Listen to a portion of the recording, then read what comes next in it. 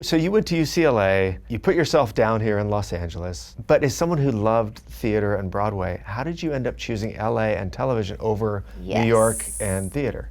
Well, I wanted to go to NYU, but I got waitlisted. And when I got waitlisted, my parents... I thought you were going to say you got wasted. And I got wasted at NYU. And they kicked me. They were like, you can never come here. You dance naked on a table. No, but... I think they encouraged that. They totally encouraged that at NYU. And my parents were like, look, we don't want you to send back the wait. Like, we can't afford NYU, and you'll be in debt. I mean, I would have forever. And I had gotten into UCLA, and obviously they have a wonderful theater program. And I had always loved Broadway, but I still wanted to do movies and TV as well. So I came to UCLA, and I actually had a Broadway callback my first week at school. I went to an LA open call for a show. It was called Princesses, based on a little princess. Okay. And I got a callback.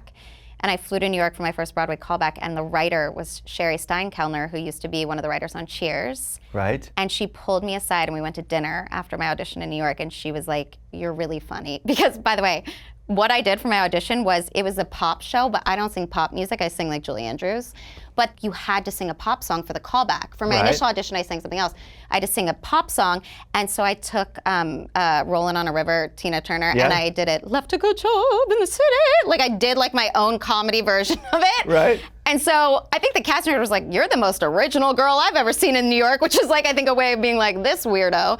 But Sherry saw something in me and was like, look, I really think Broadway will always be here, but I think you're really funny, and that's something that you can't teach, and you're already in LA. You might as well focus on that and go for it, and know you can come back to theater someday if you have a TV show. And I think that's so interesting that you sort of got the advice from somebody there in the midst of chasing your dream that there's this other thing.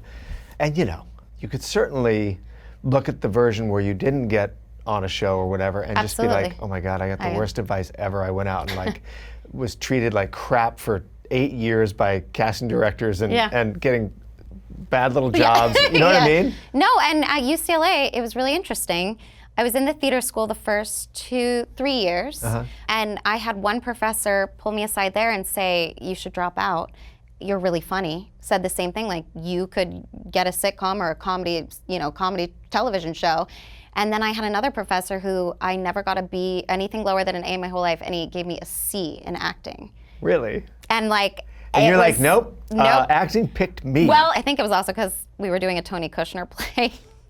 And maybe it was my fault, Sam. Actually, now that I'm thinking about it, because it was Tony Kushner, but I had this whole falling down the stairs, physical comedy bit, but I just kept doing it because the audience was laughing, so I was rolling with it, but you can't really do that with Kushner. No. So I think he gave me a C because I wasn't honoring the playwright, maybe. But also, he ruined my GPA. I mean, in high school, I was one of the top kids in my class, and and I mean, you're joking right now, but what did it feel? You mean you're joking right now, but let's get real. What did it feel like when you saw a C?